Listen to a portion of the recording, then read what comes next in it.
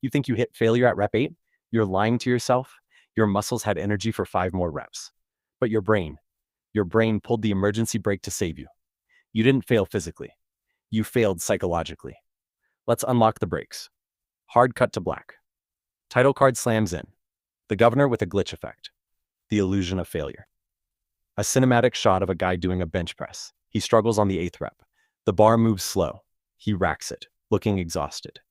We have all been there. You are under the bar. Rep 1 to 5 feels easy. Rep 6 feels heavy. Rep 7 burns. And by rep 8, the bar stops moving. You push, you shake, your face turns red, and you rack the weight. You tell yourself, I went to failure. My chest is toast. I gave it 100%. An X-ray animation overlay on the lifter's chest. Inside the muscle fibers, glowing energy particles are still floating around. Here is the cold, hard truth. If I put a gun to your head and told you to do 3 more reps, you would have done them. Instantly. If a car fell on your child, you would lift it.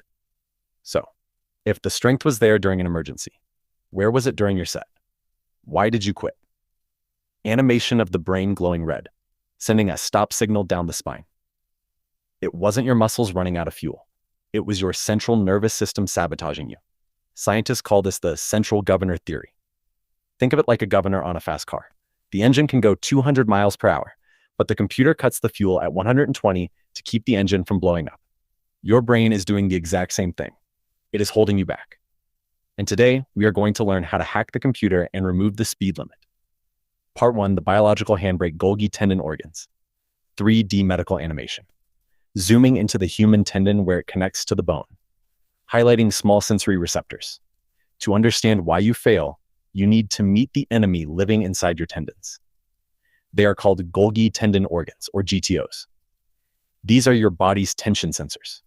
Their only job is to measure how much force you are producing. When you lift heavy, your GTOs start screaming at your brain. They say, alert. Tension is too high. If we keep going, the tendon might snap. A split screen. Left side.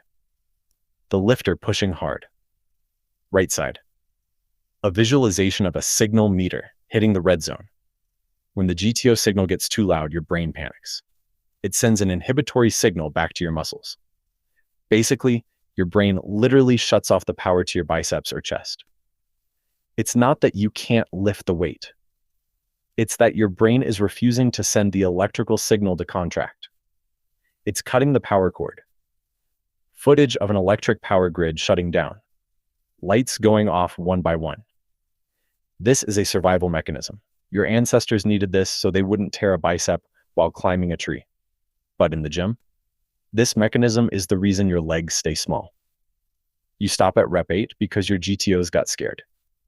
But elite athletes, they have learned to mute this signal. They push past the alarm bells. This is what we call disinhibitory training. Part 2, chemical warfare, the pain signal. Macro shot of muscle fibers contracting. A yellow acidic fluid starts filling the space between them. Now, let's talk about the pain. That deep, burning fire you feel at rep 7. Most people think this is lactic acid destroying the muscle. That's bro science. It's actually a buildup of hydrogen ions creating an acidic environment. A person gripping their quad in pain, grimacing. Narrator, here is what matters. Pain is not failure. Pain is just data. It is a chemical signal sent to your brain asking, are you sure you want to keep doing this? It hurts. Most of you answer that question with, no, it hurts. I'll stop. Footage of a Navy SEAL or Special Forces soldier carrying a heavy log in the mud, looking miserable but not stopping. This is the difference between an amateur and a pro. An amateur feels the burn and interprets it as a stop sign. A pro feels the burn and interprets it as the start line. When the burning starts, your muscle fibers are still capable of firing. The fuel ATP is still there. The only thing stopping you is your tolerance for suffering. You are not failing because the tank is empty. You are failing because the dashboard light is blinking and it's making you anxious. If you want to grow, you have to ignore the dashboard. Part 3, the Watcher Effect Psychological Override. A scientific study setup. A graph showing force output spikes drastically.